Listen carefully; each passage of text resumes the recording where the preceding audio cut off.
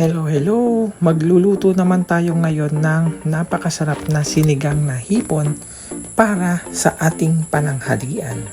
Samahan niyo ako magluto. Tara!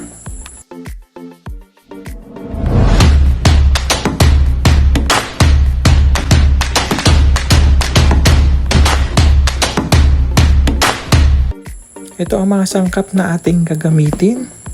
Siyempre, ang pangunahin ang hipon, ang sibuyas at ang kamatis, ang sitaw, talong, ang labanos, at ang sili. Kasama niyan ang kangkong,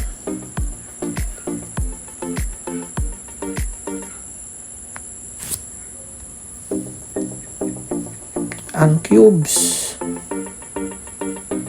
at ang sinigang mix para magkaroon ng lasa. Maglagay na tayo ng tubig sa kaserola at pakuluan natin.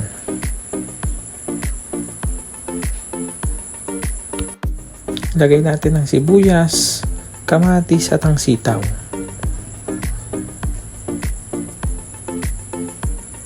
Pabayaan natin kumulo at ihulog naman natin ang labanos.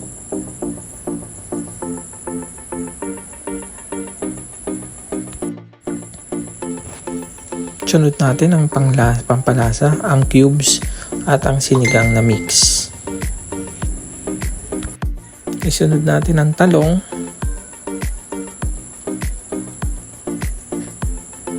Yan, tapos ang hipon.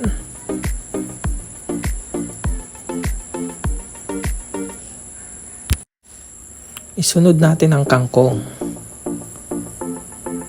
Ngayon, ilubog natin para mas mabilis maluto. Mas mabilis lumambot ang kangkong. Ito na ang napakasarap natin na sinigang na hipon.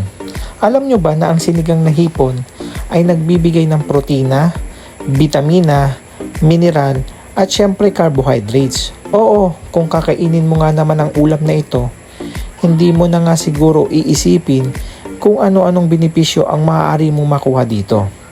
Ngunit, kung iisiping maigi, ito ay lubos na nakakatulong sa pagkakaroon ng malusog na pangangatawan. Hindi naman sa nagpapaka-overacting ako, pero tuwing kakain ako ng paborito kong ulam, hindi ko na mapigilang matuwa, ngumiti, at magkaroon ng enerhiya mula dito. Hindi alam kung nag-i-illusion lang ako, pero marahil ganon din kayo sa inyong paboritong ulam, hindi ba?